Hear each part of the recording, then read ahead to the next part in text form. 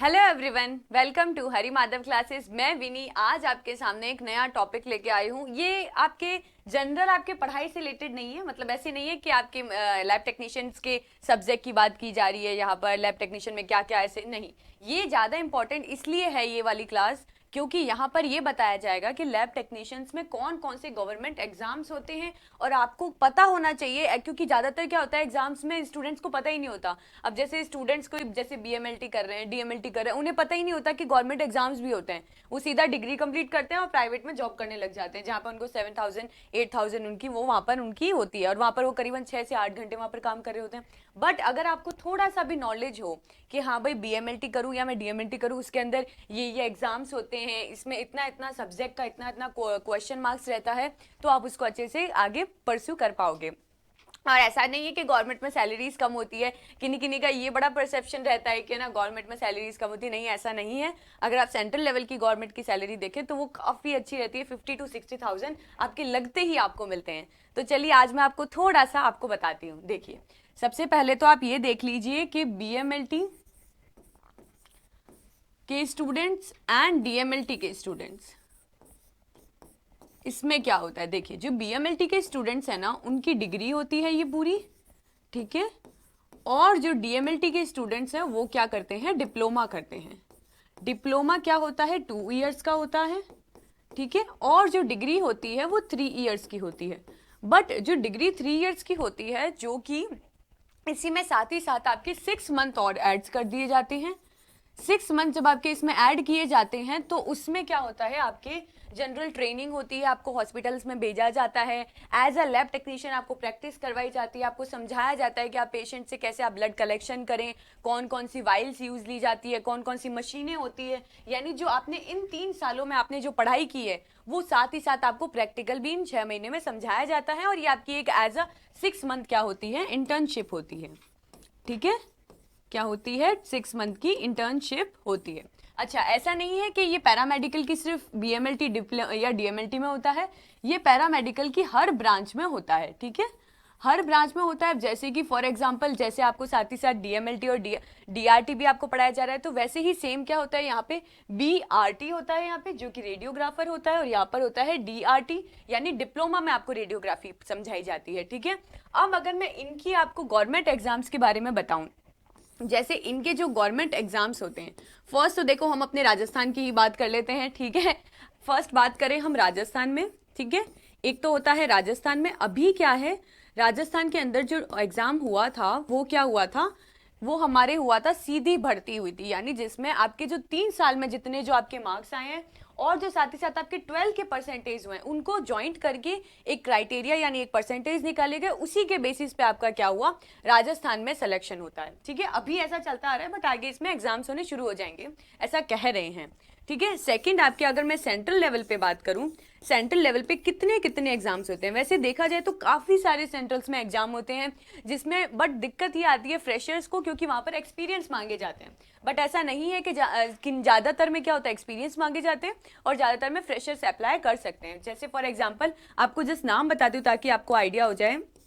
जैसे एम्स, जैसे अभी आया हुआ ही है एम्स सीआरई एग्जाम, इसमें काफी ऐसी पोस्ट है जिसमें आपको एक्सपीरियंस नहीं मांगा गया और काफी ऐसी पोस्ट है जिसमें एक्सपीरियंस मांगा गया है, तो इसमें फ्रेशर्स भी अप्लाई कर सकते हैं, इसमें अपने डीएमएलटी बीएमएलटी दोनों के स्टूडेंट्स अप्लाई कर सकते हैं। और साथ में अगर आपके पास 2 साल का एक्सपीरियंस है, उसमें ये पर्टिकुलर क्राइटेरिया दिया होता है कि 100 बेड है, इसमें 200 बेड है, तभी आपका ये एक्सपीरियंस काउंट होगा, उसमें वैसे रहता है।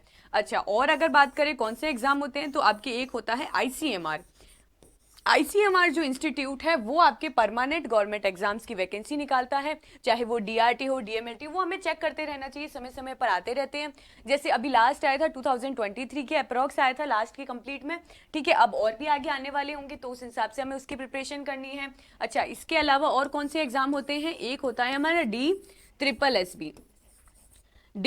एस बी एग्जाम कौन करवाता है, दिल्ली में होता है ये, और दिल्ली की तरफ से ही होता है ये डी एग्जाम। इसमें काफी अच्छी पोस्ट निकलती है, बट इसमें आपको ध्यान ही रखना होता है जिस साल आपका फॉर्म भरा जाता है उसके अगले साल इसका एग्जाम होता है, और उसके अगले साल में भी उसके अगले साल उसका रिजल्ट आता है। ये ऐसा इस तरीके का डी का रहता है, ठीक है। अगर मैं और एग्जाम की बात करूं, रेलवे जो कि सारे स्टूडेंट्स का फेवरेट आरआरबी, ये आया था लास्ट 2019 में आया था और अब जाकर ये वापस आया, तो आपको इसका भी ध्यान रखना है। अगर आप पैरामेडिकल के कोई भी स्टूडेंट्स हैं तो आप इन सारे जो भी टेस्ट में जो भी गवर्नमेंट वैकेंसीज के नाम लिख रही हूँ, जो इंस्टीट्यूट के नाम लिख रही हूँ, आपको चेक करते रहना है कि क्या DSSB में पैरामेडिकल की कोई वैकेंसी आई है क्या RRB में कोई पैरामेडिकल की वैकेंसी आई है क्या, या ICMR में आई है, एम्स में आई है। इन सारे इंस्टीट्यूट के अलावा अगर और मैं बात करूं, PGI भी क्या करता है, वैकेंसीज निकालता है, जो कि ज्यादातर ये प्रेफर करता है कि BSc MLT हो, बट साथ ही साथ डिप्लोमा भी होते हैं। बट डिप्लोमा के साथ क्या होता है,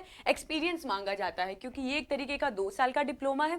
डिग्री में आपको पर्टिकुलर सारे टॉपिक, सारे सब्जेक्ट बहुत ब्रीफली समझाए जाते हैं, इसलिए उसमें ज्यादातर एक वैकेंसीज में उसमें मैं कहूँ कि अगर उसमें एक्सपीरियंस नहीं मांगा जाता, क्योंकि उसमें साथ ही साथ आपकी 6 मंथ की इंटर्नशिप भी रहती है।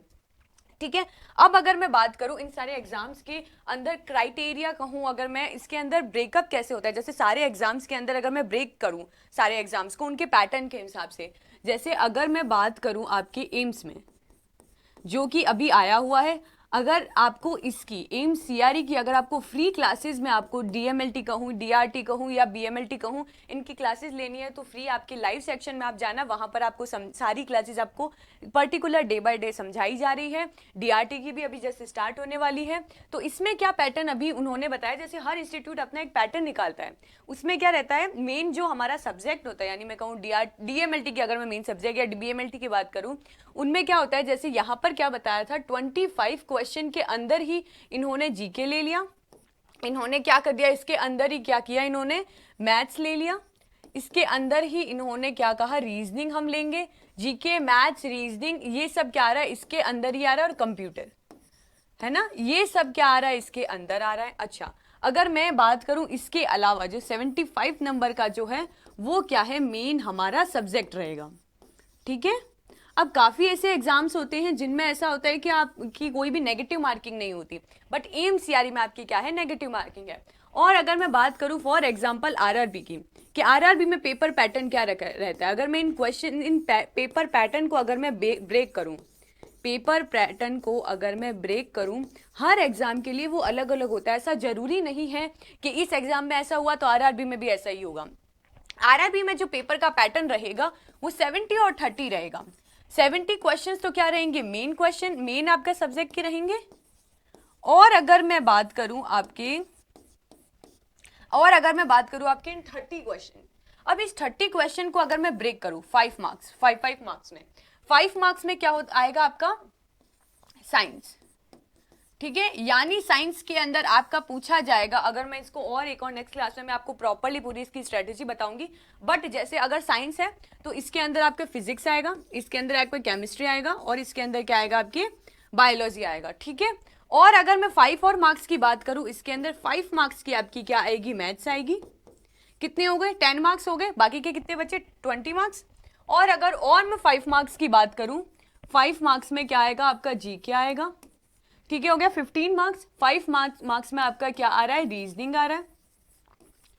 ठीक है, तो कितने हो गए आपके, 5 10, और अगर मैं पीछे बताऊं कितने हो गए, ये हो गए 20।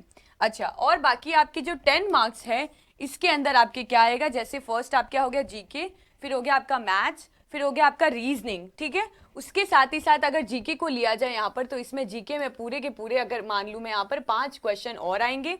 और अगर मैं इसी में और बात करूं, 5 क्वेश्चन क्या हो गए, साइंस के हमारे हो गए, 5 हो गए मैथ्स के, रीजनिंग हो गया हमारा, जीके हो गया। अच्छा, ये जो सारे होंगे टोटल क्या है, कंप्लीटली इनको 30 मार्क्स में डिवाइड कर दिया गया है, और बाकी के जो 70 मार्क्स के जो क्वेश्चन रहेंगे वो आपके किस में रहेंगे, आपके रेलवे में रहेंगे। अच्छा, अगर मैं ICMR के पेपर के पैटर्न की बात करूं, उसमें जो ज्यादातर जो पेपर पैटर्न रहता है उसमें क्या रहता है कि जो आपके 60 क्वेश्चन है वो आपके आते हैं मेन सब्जेक्ट से, बाकी के जो आपके 40 क्वेश्चंस आते हैं वो आपके आते हैं जीके, मैथ्स, रीजनिंग, या मैं कहूँ हाँ मेन जो ICMR, यानी कहूँ मैं जो मेन ICMR से रिलेटेड क्वेश्चन है, जैसे कि ICMR के कितने इंस्टीट्यूट होते हैं, ICMR किस किस चीज पे मेनली रिसर्च करता है, इस तरीके के क्वेश्चन ICMR के एग्जाम्स में आते हैं। ठीक है, और अगर मैं बात करूँ DSSB एग्जाम की, जो कि बात की थी अपने DSSS दिल्ली सब कोऑर्डिनेट की आती है, जो कि बोर्ड की तरफ से आती है। इसमें क्या होता है, पेपर पैटर्न जिसमें आता है आपके 100 मार्क्स के आपके क्वेश्चन होते हैं, ठीक है। उसके अंदर आपका रहता है, इसमें हिंदी भी रहेगा आपके,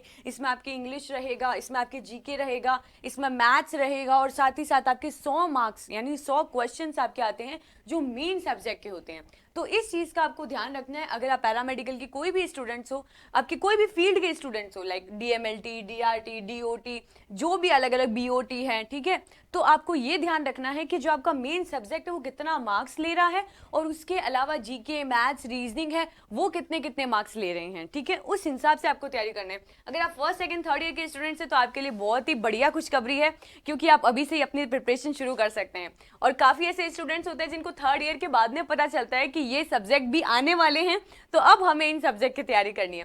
बट आप टेंशन नहीं लीजिए, क्योंकि इन सब्जेक्ट की भी साथ ही साथ हमारे प्लेटफॉर्म में तैयारी करवाई जा रही है। मैथ्स की डेली लाइव क्लासेस होती हैं, और अगर मैं बात करूं BMLT की, वो भी क्लासेस करवाई जाती है, आपकी सीरीज हो रही है, और साथ ही साथ DRT की भी आपकी क्लासेस हो रही है। इन्हीं थ्योरी के अलावा अगर आपको इसके MCQ परफॉर्म करने हैं कि भाई देखना है मेरे कितने मार्क्स, कितने क्वेश्चन सही हो रहे हैं, तो आप हमारे ऐप में क्वेश्चन आंसर देख सकते हैं। वहां पे आपको पर्टिकुलर पर एक एक टॉपिक के आपको क्वेश्चन आंसर मिल जाएंगे। और साथ ही साथ आपको जो YouTube पर क्लासेस करवाई जा रही है, किसी का ये रहता है कि मैम हमें PDF फॉर्म में पूरा चाहिए, तो आपको PDF फॉर्म में भी आपको पूरा की पूरा आपको टेलीग्राम के अंदर मिल जाएगा।